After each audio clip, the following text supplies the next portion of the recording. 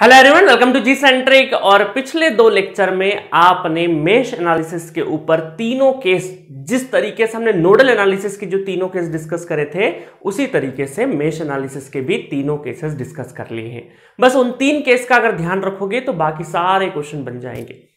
अब मैं बात करूं कि गेट एग्जामिनेशन में मेश को फॉलो करना है, नोडल को फॉलो करना है, तो मेरी राय है कि 98% क्वेश्चंस में आपको नोडल एनालिसिस यूज करना है। मतलब अगर आपको मेश और नोडल दिखे तो आपको ज्यादातर क्वेश्चंस में नोडल एनालिसिस करना है। बट क्या मेश से क्वेश्चन करना है नहीं करना है, ये डिपेंड करेगा क्वेश्चन किस तरीके से पूछा है। देखिए आपके सामने ये क्वेश्चन है, गेट 2020 का क्वेश्चन है, लेटेस्ट ईयर इंस्ट्रूमेंटेशन ब्रांच में। मैं ब्रांच भी मेंशन कर देता हूं, यहाँ पे इंस्ट्रूमेंटेशन ब्रांच का क्वेश्चन है ये।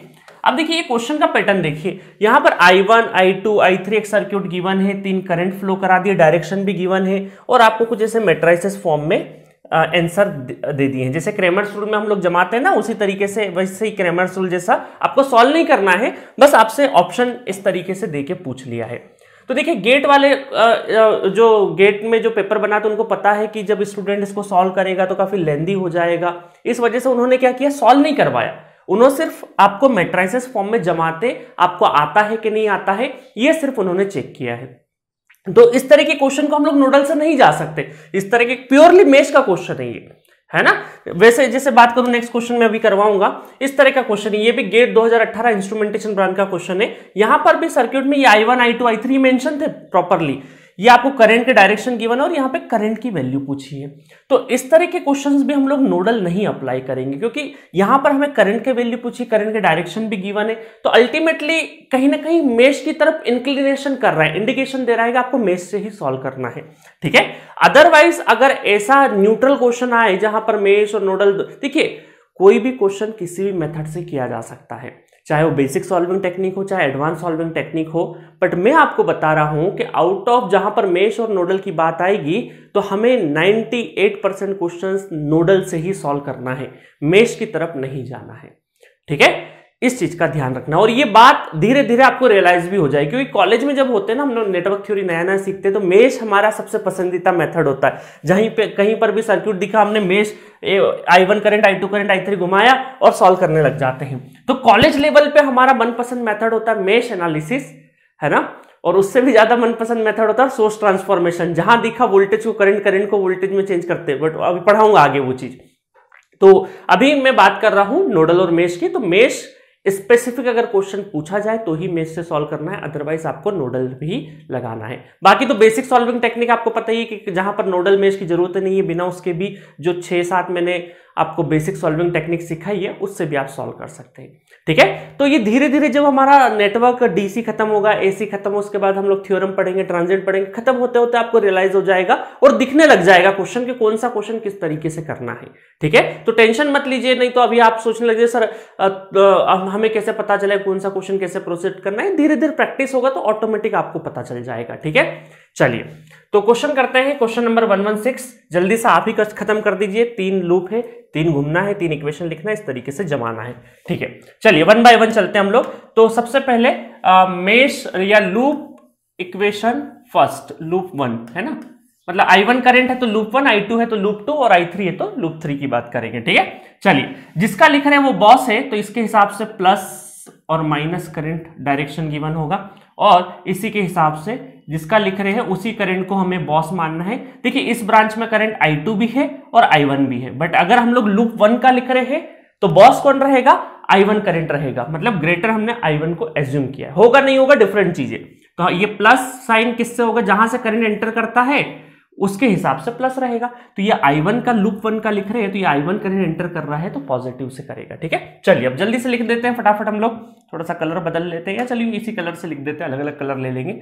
V1 प्लस V1, देन मैं बाद वाला साइन लेता हूं केवीएल लिखते टाइम पे, तो माइनस माइनस और 1 ओम 1 I इंटू R, तो रेजिस्टेंस कर दिया। अब करंट क्या हो जाएगा, I1 माइनस, क्योंकि I2 करंट अपोजिट है, इस 1 ओम के अक्रॉस करंट, इस 1 ओम के अक्रॉस करंट, 2 करंट फ्लो कर रहे हैं, एक I1 इधर से जा रहा है और I2 सामने से आ रहा है। तो इस I1 को हमने बड़ा माना तो I1 माइनस I2, ठीक है। और ये माइनस साइन किसका है, ये हमारा बाद वाला साइन केवीएल का साइन है, ये केवीएल का साइन। केवीएल लिखते टाइम पे बहुत सारे लोग पॉजिटिव भी लिखते, जो केवीएल लिखते टाइम पे आगे वाला साइन लेते हैं वो पॉजिटिव लेंगे, हम कौन सा लेके चल रहे हैं, बाद वाला साइन लेके चल रहे हैं। ठीक है, चलिए तो उसके बाद चलते हैं आगे। तो उसके बाद कौन सा है लूप में 2 ओम, तो फिर प्लस और माइनस, ये प्लस माइनस किसके हिसाब से चले, I1 जो करंट एंटर करेगा तो पॉजिटिव से करेगा, तो यहाँ पे माइनस साइन, तो केवीएल का हमारा हो गया 2, रेजिस्टेंस हो गया।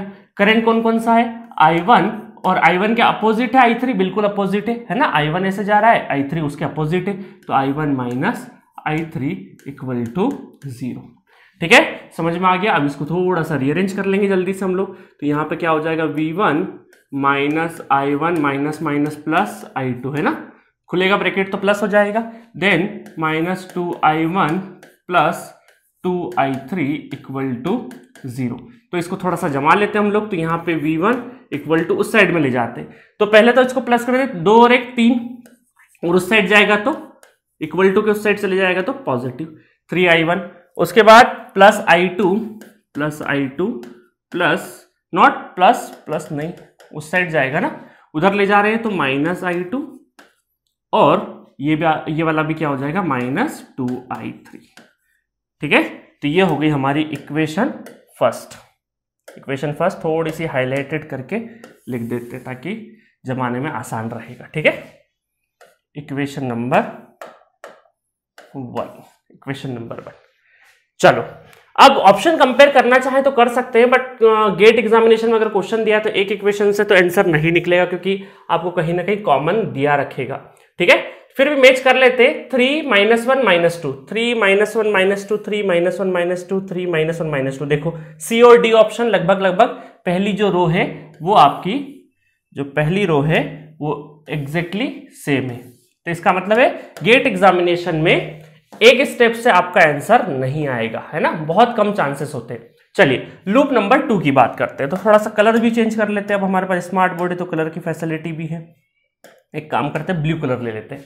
ठीक है, ये वाले लूप की बात कर रहे हैं, तो इसके हिसाब से plus minus plus minus plus minus. अब देखिए 1 ओम में पुराने वाले साइन का कोई लेना देना नहीं है। अब लूप अपन 2 का लिख रहे हैं, लूप नंबर 2 का लिख रहे हैं, तो पुराने साइन वाले को मत देखना, अब नया साइन चलेगा, पुराने वाले को भूल जाओ। ठीक है, चलिए तब यहां पे देखें तो क्या हो जाएगा, V2 माइनस केवीएल का माइनस I2 है ना, इस वाले में देखा, फिर उसके बाद माइनस केवीएल का माइनस 1 ओम रेजिस्टेंस, और करंट कौन सा है I2, और रिवर्स में करंट कौन सा आ रहा है अपोजिट से I3। ठीक है, उसके बाद चले माइनस केवीएल 1 और I2 minus I1 equal to 0। ठीक है, इसको रीअरेंज करते थे, फटाफट रीअरेंज करते हैं, तो V2 minus I2 plus I3 minus I2 plus I1 equal to 0।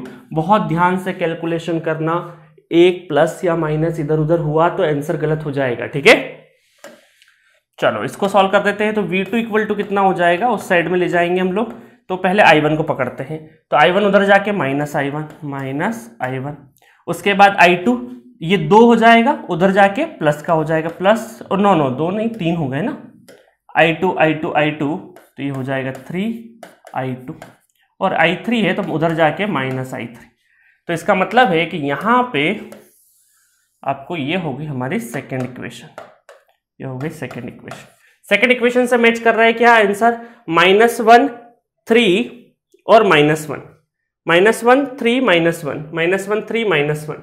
ठीक है, और I1 ठीक है -1 3 -1 -3, मतलब एग्जैक्टली सी और डी ऑप्शन भी यहाँ पे आपका मैच कर रहे हैं, सी और डी ऑप्शन भी यहाँ पे क्या हो रहे हैं, मैच हो रहे हैं। तो यहाँ पर 2 ऑप्शन हूबहू मैच हो रहे हैं, यहाँ से भी एलिमिनेट नहीं हो सकते, है ना, ये 2 रो आपकी क्या हो रही है, मैच हो रही है। मतलब हमें कुल मिला के आलसीपना छोड़ के हमें डायरेक्टली तीसरे इक्वेशन लिखनी ही पड़ेगी। ठीक है, या तो पहले हम लोग कंपेयर कर लेते हैं, बट उतना दिमाग लगाने की जरूरत नहीं, एलिमिनेशन में जल्दी जल्दी आप यहाँ पे लूप इक्वेशन लिख दोगे तो आपका आंसर आ जाएगा। ठीक है, अब लूप हम लोग इसका लिख रहे हैं, तो यहाँ पे प्लस माइनस, ये बॉस प्लस माइनस, तो ये हो जाएगा आपका -V3 है ना, देखिए -V3, क्योंकि इस डायरेक्शन में हम लोग केवीएल जा रहे हैं, इस डायरेक्शन में केवीएल लिख रहे हैं। ठीक है, तो -V3। है ना। आप बोलेंगे सर हम तो ऐसे घूमना चाहेंगे, तो कोई दिक्कत नहीं, अपोजिट भी आप घूम सकते हैं, बट मैं करंट के डायरेक्शन में ही केवीएल का डायरेक्शन घूम रहा हूं, अदरवाइज आप अपोजिट भी कर सकते, कोई दिक्कत नहीं है। ठीक है, तो यहां पर -V3, फिर आ जाएगा माइनस, और ये हो जाएगा 2, तो हमारा केवी रेजिस्टेंस, अब करंट आ जाएगा I3 माइनस I1, उसके बाद आ जाएगा माइनस साइन केवीएल का 1, और ये हो जाएगा I3 minus I2 equal to 0। ठीक है, थोड़ा सा मैं इसको इस साइड ले आता हूं, बस अब रीअरेंज ही करना है, तो इसको इस साइड लिख देते हैं। ठीक है, और ये वाली चीज भी हम लोग यहाँ पे ला देते हैं। चलो इसको फटाफट कर देते हैं, तो V3 तो उधर चले जाएगा तो पॉजिटिव हो जाएगा, तो -2I3 plus 2I1 minus I3 plus I2 equal to V3। ठीक है, यहां से 2I1 I3 तो माइनस और नॉट I3 प्लस I2 ले लेते हैं पहले, और उसके बाद -3I3 इक्वल टू V3। इसका मतलब है 2 1 minus 3 2 1 minus 3 2 1 minus 3 2 1 minus 3 2 1 minus 3 2 1 minus 3। सो 2 1 माइनस 3 आपको देखने को मिल रहा है क्या? यहां पे नहीं देखने को मिल रहा है, बट आप यहां पर देखिए राइट हैंड साइड में अगर देखेंगे तो यहां पर आपको माइनस साइन लगा हुआ है, दोनों ऑप्शन में देखिए माइनस साइन है। इसका मतलब हमें V3 यहां पर हमें क्या करना पड़ेगा, माइनस का बनाना पड़ेगा, तो इसका मतलब है कि यहां पे कॉमन ले लेंगे, तो माइनस दोनों साइड में माइनस इंट्रोड्यूस कर देंगे, तो ये सब साइन बदल जाएंगे, सारे साइन बदल जाएंगे, और इस साइड में हम लोग यहाँ पे -V3 कर देंगे। ठीक है, क्योंकि आपको देखिए ऑप्शन मैच नहीं किया, तो आपने देखा कि साइड, क्योंकि देखो बहुत ही चतुराई से गेट वालों ने क्या किया है, यहां पर माइनस लगा दिया, अदरवाइज हम लोग ऑप्शन ही ढूंढते रहते। ठीक है, तो यहां वाले माइनस का भी आपको ध्यान में रखना है। तो इस तरीके से -2 -1 और 3 -2 -1 एंड 3, तो इसका मतलब है -2 -1 एंड 3 +3 है ना, तो C is the correct option for this question. Question बहुत ही आसान था, आपको 3 मेश गिवन थे, उनकी इक्वेशंस लिखना थी, उन इक्वेशंस को कंपेयर करके हमें मैट्रिसेस फॉर्म में करना था, बट लास्ट वाली इक्वेशन में वो हमारे साथ खेल गए कि उन्होंने राइट हैंड साइड में, जनरली ऐसा लिखते नहीं है, बट वहां पे वोल्टेज के साथ में माइनस साइन लगा दिया, तो इस वजह से हमारा जो पॉजिटिव वाला था ये पूरा बदल गया, और उस पर हमारे जो साइन थे वो सारे के सारे बदल गए। तो आपको बहुत ही अलर्ट रहना है गेट एग्जामिनेशन में, क्योंकि इस तरह की चीजें पूछी है। अब देखिए इनको सॉल्व नहीं करवाया उन्होंने, they do not want laborious people, they want analytical people. आपका सिर्फ एनालिटिकल बुद्धि चेक कर रहे हैं गेट एग्जामिनेशन में, तो आपको क्वेश्चन भी उसी तरीके से दिया जाएगा। ठीक है, मजा आया इस क्वेश्चन को करने में, सावधानी बरतिएगा, कई बार यहां पे आंसर मैच नहीं करे, आपको अपनी मेथड पे भरोसा होना चाहिए। एक बार चेक करिएगा माइनस साइन कुछ ऑप्शन में और कुछ तो नहीं गिवन है, वो बहुत अच्छे से देखिएगा। प्रेजेंस ऑफ माइंड ध्यान रख, क्योंकि ये क्वेश्चन प्रेजेंस ऑफ माइंड का भी था, क्योंकि कई बार माइनस साइन दिखता नहीं है जनरली हम लोगों को, क्योंकि V1 V2 V3 हम ध्यान भी नहीं देते हैं कई बार। ठीक है, आपको ये चीज ध्यान रखना है। चलो लेटेस्ट गेट 2020 का क्वेश्चन था, एक क्वेश्चन और करते हैं हम लोग। Find I1 I2 and I3 GATE 2018 instrumentation branch का क्वेश्चन है, डायरेक्शन मेंशन है, आपको 4 ऑप्शन भी गिवन है। ठीक है, अब 1 बाय 1 हम लोग लूप लिखना स्टार्ट करते हैं। अब लूप के पहले आप यहां पर एक चीज ध्यान से देखिए कि आपको एक आइडियल करंट सोर्स लूप 1 और लूप 3 के बीच में अवेलेबल है। इसका मतलब ये क्या है, एक तरह का सुपर मेश है ना। आपने केसेस ध्यान दिए होंगे तो आपको पता होगा इसको क्या बोलते हैं हम लोग, सुपर मेश। और जब भी सुपर मेश आएगा है ना, क्या बोलेंगे, सुपर मेश। सुपर मेश बन गया, दो इंडिपेंडेंट आपके मेश के बीच में अगर आपका आइडियल करंट सोर्स है, तो इसका मतलब वो क्या कहलाता है, आपका सुपर मेश कहलाता है। सुपर मेश को करने का तरीका क्या होता है, सुपर मेश को सबसे पहले तो जो ब्रांच है उसको बाहर की साइड में लेके आ जाओ, 2 एम्पेयर करंट है इस तरीके से, और यहां पे I1 जा रहा है और इधर से क्या जा रहा है, आपका I3 जा रहा है ना, ऐसे होते हुए I3। तो डायरेक्शन किससे मैच हो रही है, I3 से मैच हो रही, तो I3 बड़ा भाई होगा I3 minus I2 equal to 2 ampere. तो ये हो गई आपकी इक्वेशन नंबर 1, एक इक्वेशन तो यहीं से बन गई। तो अभी सुपर मेश खत्म नहीं हुआ है, अब क्या करना है आपको, इस पूरी ब्रांच को हटा देना है, इस पूरी ब्रांच को हटा देना है। मैं यहां से कॉपी कर लेता हूं इसको, है ना। इस पूरी ब्रांच को हमें हटा देना है, ठीक है। तो पूरी ब्रांच को हमने यहां से हटा दिया और ये अब हम लोग क्या करेंगे, ठीक है। तो मैंने क्या किया, ये डायग्राम यहां पे कॉपी किया और सुपर मेश में जो भी ब्रांच सुपर मेश की है उसका एक इक्वेशन यहां से आ जाएगा, दूसरा इक्वेशन क्या रहेगा उसको हटा देंगे और इन दोनों लूप में जिन दो मेश के बीच में सुपर मेश बन रहा था उन दोनों का साइमल्टेनियसली हमें क्या लिखेंगे, लूप इक्वेशन लिखेंगे। इसका मतलब है कि लूप 2 और 3 हम लोग साइमल्टेनियसली लिखेंगे। साइमल्टेनियसली लिखने का मतलब है, देखिए कोई इसमें वोल्टेज सोर्स तो है नहीं, तो 0 इक्वल टू आगे बढ़ेंगे, है ना, 0, ठीक है, इक्वल टू बाद में 0 लगा देंगे। चलो, तो यहां पे प्लस माइनस i1 की चलेगी, यहां पे किसकी चलेगी, i1 की चलेगी, ठीक है, और यहां पे किसकी चलेगी, i3 की चलेगी, i3 के हिसाब से। अब ये मत सोचिएगा, है ना, कि सर हटा दिया तो यहां पे करंट तो एक ही फ्लो करना चाहिए, नहीं, ये जो इंडिपेंडेंट i1 और i2 है उनके हिसाब से हम लोगों को केवीएल लिखना है, ठीक है, और यहां पे i3 की चलेगी। तो यहां से चलेंगे तो -2i1। किसी को अगर डाउट हो तो प्लीज जाके थ्योरी में जो केस मैंने सिखाया है सुपर मेश वाला वो जरूर देखिएगा, ठीक है। -2i1, उसके बाद आ जाएगा -6i1 -i2, ठीक है, उसके बाद आ जाएगा -1 और i3 -i2, उसके बाद आ जाएगा -i3 इक्वल टू 0। इसको रीअरेंज कर लेंगे, तो -2i1 -6i1 प्लस 6i2, ठीक है, -i3 plus i2 -i3। Please shortcut से बचना क्योंकि नेटवर्क में मिस्टेक्स बहुत होती है, ठीक है। आपको एक बार स्टेप शुरू में जब सीख रहे हो ना नेटवर्क, तो सारी स्टेप को फॉलो करना, कैलकुलेशन से बचेंगे। अच्छा, i1 देख लेते, तो 6 और 2 8, तो 8i1 ले लेते हैं यहां पे, और क्या हो जाएगा i2, 6 और 1 7 7i2, और कुछ तो नहीं है, i2 बिल्कुल नहीं है। फिर i3 कितना हो जाएगा, -2i3 हो जाएगा इक्वल टू 0, ठीक है। आप चाहें तो माइनस साइन भी हटा सकते हैं, ठीक है। तो आपको लगेगा कि अभी ये माइनस साइन इंट्रोड्यूस करके आप यहां से माइनस कॉमन लेके तो 8i1 से माइनस हटा सकते हैं, तो बाकी साइन चेंज हो जाएंगे, बट उसकी नीड नहीं है, ठीक है। आंसर में कोई भी चेंजेस नहीं आएगा, आप हटाए चाहे नहीं हटाए। तो इसको डायरेक्टली हम लोग इक्वेशन नंबर 2 बोल देते। इक्वेशन 1 आ गई, इक्वेशन 2 आ गई। अब इक्वेशन 3 कहां से लेके आ जाएंगे, इक्वेशन 3 हमारी यहीं से आ जाएगी, है ना। लूप कौन सा घूमना है हमें, अब लूप नंबर सेकेंड, ठीक है। अच्छा, मैंने यहाँ पे रॉन्ग लिख दिया कि 2 और 3 नहीं, 1 और 3 आएगा ना, यहाँ पे 1 और 3, लूप 1 और लूप 3 का साइमल्टेनियसली केवीएल लिखा, ठीक है।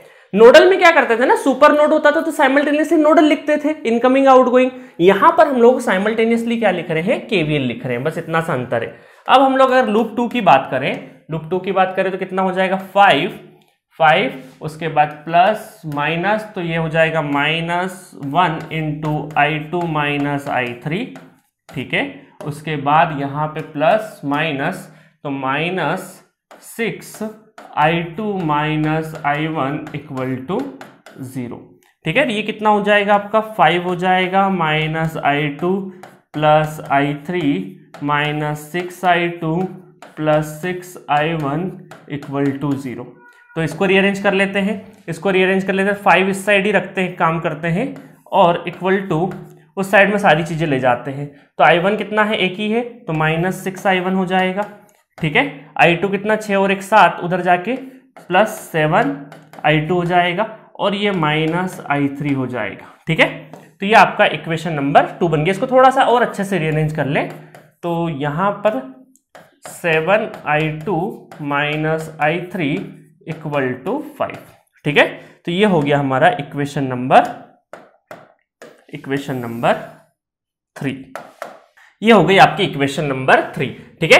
तो अब आपके पास 3 इक्वेशन 3 वेरिएबल है, उसको बहुत अच्छे से सॉल्व करना, और प्लीज इक्वेशन को बहुत अच्छे से केयरफुली आप चेक जरूर करिएगा एक बार सॉल्व करने के पहले, कहीं गलती तो नहीं हो गई। देखिए, हमसे भी एक क्वेश्चन में यहाँ पे एक इक्वेशन बनाते टाइम पे गलती हो गई जल्दबाजी में, i1 और i3, i2 कहां से लिख दिया हमने, ये बिल्कुल नहीं होना चाहिए था यहाँ पे। तो यहाँ पर i3 -i1 इक्वल टू 2 होना था, ठीक है। तो ये 3 इक्वेशन है, 3 वेरिएबल है। आपको क्रेमर्स रूल मैंने सिखा दिया है, उससे सॉल्व करना उससे सॉल्व कर लीजिए, आपको नॉर्मली सॉल्व करना नॉर्मली सॉल्व कर लीजिए, कोई दिक्कत नहीं है। कई सारे स्टूडेंट यहां से एलिमिनेट कर करके इक्वेशंस देखते हैं, बट वो तरीका बहुत ज्यादा पेचीदा हो जाएगा, है ना, ऐसा नहीं करना। आप कम से कम क्रेमर्स रूल लगा के एक वेरिएबल लेके आ जाइए और वो पुट करके देखिए, एक वेरिएबल अगर आपने सॉल्व कर लिया तो इसके अंदर तो 2 ही वेरिएबल है, 2 ही अननोन है, तो एक जैसे ही आ जाएगा तो उसके बाद इक्वेशन काफी आसान हो जाएगी आपकी। एक इसमें पुट करना, 2 इक्वेशन 2 वेरिएबल बना के सॉल्व कर लेना। तो अब मुझे वापस से क्रेमर्स रूल बताने की जरूरत नहीं है, अब मैंने पूरा नोडल के अंदर एक क्वेश्चन पूरा क्रेमर्स रूल से कराया हुआ है, बहुत अच्छे से उसको फॉलो करिए, उसको सॉल्व करना, बस 3 इक्वेशन 3 वेरिएबल सॉल्व करना है, ठीक है। तो इसका जो आंसर है वो आ जाएगा ए ऑप्शन, ठीक है। मैं डायरेक्टली आंसर बता देता हूं, A option is the correct option, मतलब कि I1 जो आ जाएगा जब इसको सॉल्व करेंगे तो 1 एम्पेयर, I2 आ जाएगा आपका 2 एम्पेयर और I3 आ जाएगा आपका 3 एम्पेयर, ठीक है। चलिए, इस तरीके से क्वेश्चन सॉल्व हो जाएगा। आप करिएगा, बिल्कुल ऐसा नहीं करना डायरेक्ट आंसर लिख दिया, आपको सॉल्व करना है। चलिए नेक्स्ट क्वेश्चन की तरफ बढ़ते हैं। सो नेक्स्ट क्वेश्चन है क्वेश्चन नंबर 118, गेट 2015 का क्वेश्चन है, ठीक है। ये आपको प्रॉपर्ली समझ में आ गया होगा। देखिए एक चीज और बताता हूं मैं, एक चीज बताना भूल गया आपको कि बहुत सारे स्टूडेंट कंफ्यूज होते हैं। देखिए इस क्वेश्चन को मैं थोड़ा सा और अच्छे से एनालिसिस करवा रहा हूं आपको।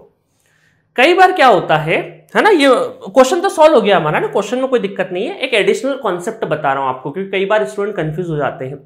कई बार मैंने आपको बताया कि आपका सुपर मेश क्या होता है, 2 मेश के बीच में एक आइडियल करंट सोर्स हो तो वो क्या बन जाता है, आपका सुपर मेश बन जाता है। ये डेफिनेशन लिखवाई भी है मैंने। अब देखिए क्या होता है, कई बार आपको क्वेश्चन ऐसे मिलेगा, कंफ्यूज करने के लिए यहां पे रेजिस्टेंस लगा दिया, थोड़ी देर के लिए यहां पे रेजिस्टेंस R 1 ओम 2 ओम जो भी, मैंने एक R रेजिस्टेंस यहां पे लगा दिया।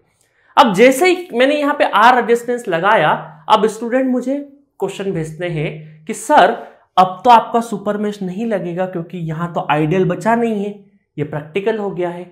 बट मैं आपको बोलूंगा कि क्या ये प्रैक्टिकल करंट सोर्स है, क्योंकि प्रैक्टिकल करंट सोर्स क्या होता है, प्रैक्टिकल करंट सोर्स होता है करंट सोर्स के पैरेलल में रेजिस्टेंस लगे, that is our practical current source. ये हमारा प्रैक्टिकल है ना, प्रैक्टिकल करंट सोर्स क्या है, ऐसा है। तो क्या यहां पर पैरेलल में लगा है, क्या नहीं लगा, सीरीज में लगा है, सीरीज में लगा है। तो क्या ये प्रैक्टिकल हुआ, क्या नहीं हुआ। जब प्रैक्टिकल नहीं हुआ तो हमारी डेफिनेशन बदली, क्या नहीं बदली। तो आपको क्या करना है, जब भी कभी करंट सोर्स जब अकेला होगा तब तो बड़ी आसानी से आप सुपर मेश बोल देते हो, बट यहां पर जब रेजिस्टेंस लग जाता है तब थोड़ा सा दिमाग में क्वेश्चन आ जाता है। तो आपको क्या करना है, जब रेजिस्टेंस यहां लगा रहा है वो भी सीरीज में, तब भी आप इसको आइडियल ही एज्यूम करना, तब भी आप इसको क्या करना, आइडियल ही एज्यूम करना। क्योंकि मैंने एक प्रॉपर्टी पढ़ाई है आपको याद होगा या नहीं होगा, आप देखता हूं कितना अच्छा रिवाइज किया आपने।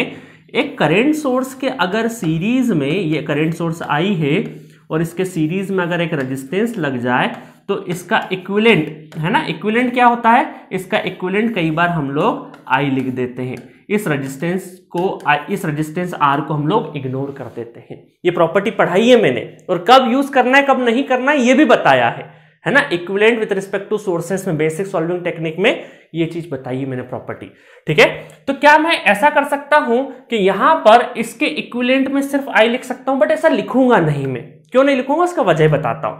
ये मैंने सिर्फ इसलिए बताई प्रॉपर्टी, रेफरेंस इसलिए बताया ताकि मैं इसको आइडियल सिद्ध कर पाऊं या आइडियल प्रूफ कर पाऊं। तो आपको क्या करना है, सिंपल सा कंक्लूजन ये है कि अगर यहां रेजिस्टेंस होगा तब भी आप इसको सुपर मेश लेके ही चलेंगे, और जब आप सुपर मेश सॉल्व करते हैं तब तो आपके करंट में तो कोई बदलाव आएगा नहीं। इस रेजिस्टेंस के होने से इस ब्रांच में कोई करंट बदल रहा है नहीं, तो ये इक्वेशन तो आपका सेम आएगा, भले ही यहां पे रेजिस्टेंस हो तब भी ये आपको इक्वेशन तो सेम ही आएगा, क्योंकि करंट में, इस ब्रांच में करंट का तो कुछ भी चेंज नहीं होगा रेजिस्टेंस आने से, क्योंकि ये सीरीज में आया है।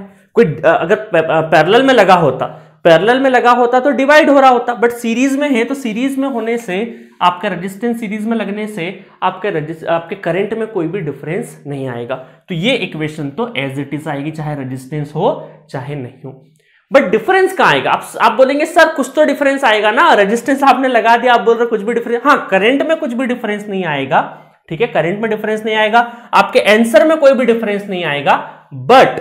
बट अगर आपसे कभी ऐसा पूछे ऐसा पूछे कि इस 2 एम्पेयर सोर्स के अक्रॉस अगर आपसे वोल्टेज पूछे, कभी वोल्टेज V, इस 2 एम्पेयर करंट सोर्स के अक्रॉस अगर आपसे वोल्टेज पूछे कि इस करंट सोर्स के अक्रॉस वोल्टेज कितना है, उस केस में इस रेजिस्टेंस के होने और ना होने से काफी अंतर पड़ेगा, क्योंकि कुछ वोल्टेज ड्रॉप इस रेजिस्टेंस के अक्रॉस भी होगा। तो अगर इस करंट सोर्स के अक्रॉस V पूछे, तब आपके इस रेजिस्टेंस के होने ना होने से फर्क पड़ेगा, ये V की वैल्यू बदलेगी। बट अगर V नहीं पूछा है, नॉर्मली आपको लूप करंट पूछा है, तब कोई अंतर नहीं पड़ेगा, तब कुछ भी अंतर नहीं पड़ेगा। समझ में आई चीजें आपको? क्योंकि अब बहुत सारे स्टूडेंट, अच्छा एक चीज और भी ध्यान रखना कि जब केवीएल लिखोगे, जो साइमल्टेनियसली केवीएल लिखना है, तब तो उस ब्रांच को हटा ही देना है हमें, तब तो उस ब्रांच का कोई काम ही नहीं है, ठीक है। और यहां पे कोई केवीएल तो लिखना नहीं है हमें, सुपर मेश में सिर्फ करंट की डायरेक्शंस देखना, उस हिसाब से लिखना, तब भी उस रेजिस्टेंस का कोई रोल भी नहीं है। तो आपको अगर लूप के करंट निकालना है, तब आपको ये रेजिस्टेंस कुछ भी हर्डल होने ना होने से कोई फर्क नहीं पड़ेगा। बट अगर उसी करंट सोर्स के अक्रॉस अगर वोल्टेज पूछा है, तब तो आप केवीएल वगैरह घूम के ही निकालेंगे ना, तब इस रेजिस्टेंस के होने ना होने से फर्क पड़ेगा। तो छोटी सी बट बहुत बहुत इंपॉर्टेंट बात आपको मैंने बताई, क्योंकि ये मैं क्वेश्चन खत्म करते करते मेरे दिमाग में आया कि बहुत बार स्टूडेंट कंफ्यूज हो जाते हैं कि सर आपने तो आइडियल लिखवाया, तो आपको आइडियल, क्योंकि प्रैक्टिकल तो है ना, प्रैक्टिकल क्या होता है, प्रैक्टिकल तो पैरेलल में होता है, तो ये आपको आइडियल एज्यूम करके ही सॉल्व करना है। आई थिंक मेरी बात समझ में आ गई होगी, नहीं आई हुई तो 1 या 2 बार पीछे करके वापस से देख लीजिएगा, वापस से सुन लीजिएगा मैं क्या बोलने की कोशिश कर रहा हूं, ठीक है। चलिए नेक्स्ट क्वेश्चन करते हैं अब हम लोग। तो मेश लगभग खत्म हो गया, ये मैंने ऐसे ही जनरल क्वेश्चन आपके लिए सेट कर दिया है। मेश एनालिसिस के ऊपर 2 क्वेश्चन इनफ थे, इससे ज्यादा की प्रैक्टिस की जरूरत नहीं है। बाकी तो कॉन्सेप्ट आपको पता है, प्रैक्टिस जितना चाहे उतना कर सकते हैं, ठीक है। चलिए, in the given circuit the value of V1 and V2 respectively. अब V1 V2 कहां है? V1 और V2 गेट 2015 का क्वेश्चन। मैं आपको एक जनरल नॉलेज देता हूं। IIT कानपुर, इसका R&D डिपार्टमेंट बहुत तगड़ा है।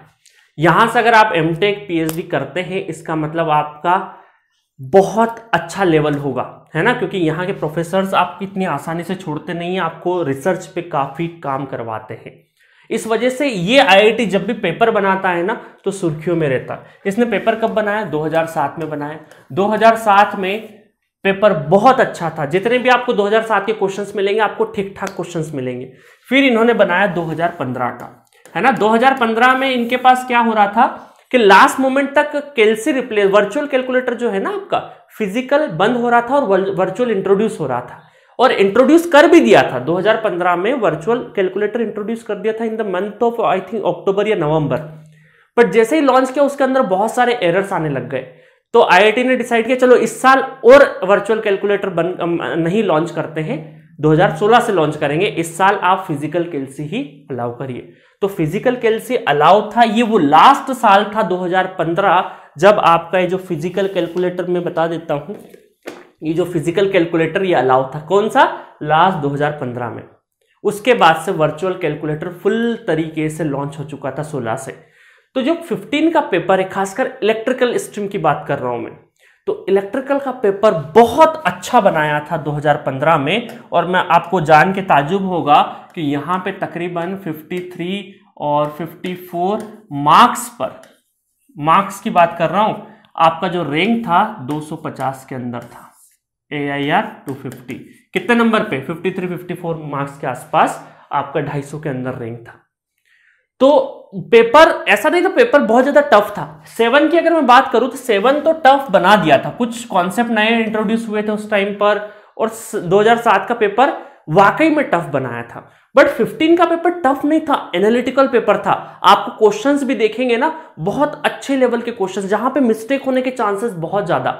एक आप अगर मेहनत करें और आप एक प्रिपरेशन करते, एक अच्छा कैंडिडेट है, अगर प्रिपरेशन बहुत अच्छे से करते तो आप बोलेंगे, आपकी ख्वाहिश होगी कि काश 2015 का पेपर हो, क्योंकि अच्छा पेपर बनता है ना तो अच्छा लगता है सॉल्व करने में, और आपका कंपटीशन रियल कंपटीशन होता है। छोटे से बहुत सिली वाला जो जैसे 2019 का इलेक्ट्रिकल का पेपर बन गया, बहुत इजी पेपर बन गया, अब उसमें रियल कंपटीशन नहीं होता है।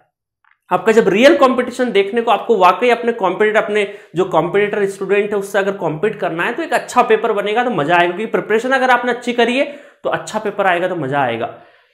ये मैं बात इसलिए बोल रहा हूं क्योंकि 2022 है ना, क्योंकि 2023 का जो गेट का पेपर है वो वापस कौन बना रहा है, आईआईटी कानपुर बना रहा है। ठीक है, तो उम्मीद करते हैं, है ना, उम्मीद कर सकते, बाकी जो हो जाए वो क्या पता।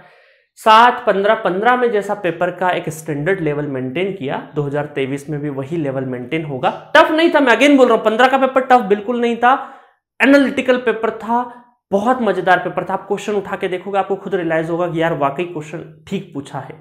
ठीक है, चलिए, तो 2023 में उम्मीद करते हैं बहुत अच्छा पेपर आएगा। तो आपको प्रिपरेशन बहुत अच्छे लेवल से, बिल्कुल छोटे छोटे पॉइंट्स को भी कवर, ये जैसे मैंने अभी ये पॉइंट बताया, इस लेवल के पॉइंट्स को भी कवर करके चलना पड़ेगा आपको इस वाले एग्जामिनेशन में। ठीक है, चलिए अब जल्दी से हम लोग क्वेश्चन सॉल्व करते हैं, बाकी सारी चीजें साइड में रख देते हैं, को डिलीट कर देते हैं। चलो क्वेश्चन सॉल्व करते हैं।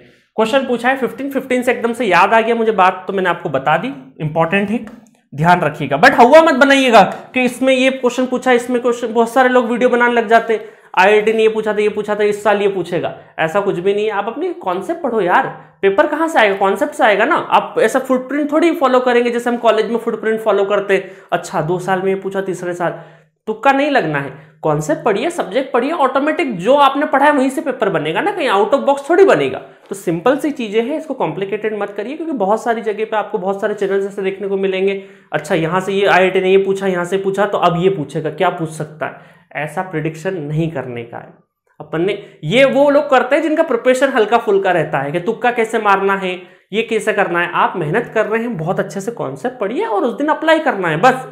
चलिए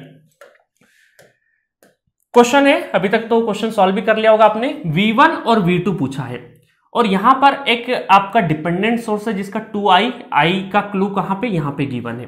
ठीक है, और ऑप्शंस भी अवेलेबल है। अब देखिए यहां पर ये है करंट सोर्स, इसके अक्रॉस आपको वोल्टेज निकालना है। वोल्टेज निकालना, इसका मतलब अगर ये V2 निकालना है तो केवीएल घूमना पड़ेगा। केवीएल घूमने के लिए अगर ये 5 एम्पेयर करंट है तो यहां पर तो आपको प्लस माइनस 5 चौक 20 वोल्ट वोल्टेज पता चल गया। तो केवीएल अगर घूमना है इस लूप के अंदर तो आपको ये वोल्टेज पता करना है, अननोन है, ये पता है, और इसके अक्रॉस अगर वोल्टेज आ गया तो काम हो गया। और इसके अक्रॉस वोल्टेज फाइंड आउट करने के लिए आपको करंट की रिक्वायरमेंट पड़ेगी, है ना, तभी तो वोल्टेज फाइंड आउट कर पाएंगे। तो ये करंट की अगर वैल्यू पता लग गई, आई करंट की वैल्यू पता लग गई, तो आप यहां वोल्टेज बता देंगे। यहां वोल्टेज हो गया तो केवीएल लगा के ये वाला वोल्टेज बता देंगे। ठीक है, तो इसका मतलब अल्टीमेटली हमारी जो V2 निकालने के लिए हमें I1 निकालना पड़ेगा। अब I1 कहां पे बैठा है, I1 है यहां पे डिपेंडेंसी पे, I1 यहां पे है, और हमें V1 भी निकालना है साथ में। तो V1, अब देखिए यहां पर ये वाली ब्रांच इसके पैरेलल में है और ये भी पैरेलल में है, तो क्या मैं ऐसा बोल सकता हूं कि अगर मैं ये रेफरेंस मान लूं, क्योंकि एक नोड तो आपका रेफरेंस तो रहेगा ही सही, रेफरेंस, और इसके बीच में, इस नोड के बीच में एक ही एलिमेंट है, तो यही वोल्टेज V1 यहां पे होगा, और ये वोल्टेज V1 है तो ये भी वोल्टेज V1 और ये भी वोल्टेज V1, मतलब तीनों पॉइंट एक ही है, और तीनों पॉइंट का वोल्टेज जो है, पोटेंशियल है, वो V1 कहलाएगा। ये बात पता है आपको? तो आपका ये पोटेंशियल है V1, और यहां पर अब आपको ज्यादा चीजें समझ में नहीं अगर आए तो आप डायरेक्टली नोडल लगा दीजिए इस वाले नोड पे। ठीक है, तो nodal eight V1, nodal eight V1, तो बहुत कुछ यहां से निकल के आ जाएगा। ठीक है, मैंने आपको बता रखा कि आपको नोडल बेस्ट मेथड है, नोडल ही ज्यादातर लगाना है। तो नोडल इस पे देखें अगर हम लोग, तो यहां पर V1 divided by V1 minus 0 divided by कितना, 4, plus V1 minus 0 divided by 4। ठीक है, प्लस कितना आ जाएगा यहां पे, है ना, ये सब आउटगोइंग ले रहा हूं मैं, आउटगोइंग, ये तो इनकमिंग आ रहा है, और आउटगोइंग क्या है, और यहां से 2i क्या है यहाँ पे, आउटगोइंग, 2i आउटगोइंग है ना, ये ब्रांच हो गई, ये ब्रांच हो गई, ये ब्रांच हो गई, और इनकमिंग कितना आ रहा है, 5 एम्पेयर इनकमिंग आ रहा है, 5 एम्पेयर इनकमिंग हो रहा है। ठीक है, ये लिख दिया। अब आप में से बहुत सारे लोग नाराज होंगे कि सर आपको यहाँ पे I1 लिख देना था, तो चलो लिख देंगे, अगर जरूरत पड़ेगी तो लिखेंगे हम लोग, बट मुझे पता है यहाँ पे कि मेरे पास V1 और V1 है, तो क्या मैं इस I को क्या ऐसा लिख सकता हूं, यहाँ पे I करंट अगर मुझे लिखना पड़े तो V1 माइनस 0 डिवाइडेड बाई 4, तो I equal to V1 by 4। तो जहां पर i है वहां मैं v1/4 लिख देता हूं, तो ये कितना हो जाएगा v1/4 plus v1/4 plus 2 into v1/4 equal to 5। तो ये एलसीएम तो एक ही हो जाएगा, 2 3 4 4v1 इक्वल टू 5 चौक 20, तो ये हो जाएगा 4 पंजे 20। तो v1 कितना आ गया, v1 हो गया आपका 5 वोल्ट। v1 की वैल्यू कितनी आ गई, 5 वोल्ट हो गई, और आपका आंसर यहीं से मार्क हो जाएगा, A is the correct option for this question. कैसे? क्योंकि आपको v2 निकालने की जरूरत नहीं, क्योंकि आप चारों ऑप्शन ध्यान से देखेंगे और आपने सही कैलकुलेट किया होगा, तो एक ही ऑप्शन है जहां पे v1 क्या है, 5 वोल्ट है, बाकी और कहीं पर भी मैच नहीं हो रहा है, तो आपको v2 निकालने की जरूरत नहीं थी। ये एक स्मार्ट ट्रिक थी गेट 2015 में, कि आपको दूसरी चीज निकालनी ही नहीं थी, आपको ऑप्शंस भी एक बार देखने थे, ठीक है। बट हम लोग अभी तो प्रैक्टिस कर रहे हैं, इस वजह से v2 भी निकालेंगे, ठीक है। चलिए, तो v1 आ गया, तो v1 आ गया तो आपका I करंट निकल आएगा, I करंट 5 रखा, 5/4 क्या हो जाएगा आपका, है ना, v1 रखा 5, तो 5/4 हो गया I1, और I1 हो गया, तो अब हम लोग KVL लगा देते, KVL लगा देंगे तो कितना हो जाएगा v2 -20 और उसके बाद plus minus 4 into I equal to 0। तो v2 आ जाएगा आपका 20 प्लस 4 इंटू I कितना है, I हो जाएगा 5 इंटू 4, 5/4 ये कैंसल, तो v2 आ गया 25 वोल्ट, ठीक है। वैसे निकालने की जरूरत नहीं थी, एग्जामिनेशन हॉल होता तो डायरेक्ट आंसर मार्क कर देते। तो v1 और v2 दोनों हमारे कैलकुलेट हो गए। मजा आया क्वेश्चन में, क्वेश्चन बहुत ही बेहतरीन था, एक एक स्टेप को आपको देखना था, प्लान कैसे बनाते हैं उसका एक एग्जांपल है, आपको जो निकालना है उसके लिए क्या क्या चाहिएगा, क्या क्या इंग्रेडिएंट्स चाहिएगा अल्टीमेट रिजल्ट के लिए, वो सारा स्टेप बाय स्टेप सोचना है। तो थॉट प्रोसेस कैसा है, थॉट प्रोसेस ऐसा रखना है आपको नेटवर्क में कि क्वेश्चन देखा है ना, मैं आपको एक छोटा सा बता देता हूँ।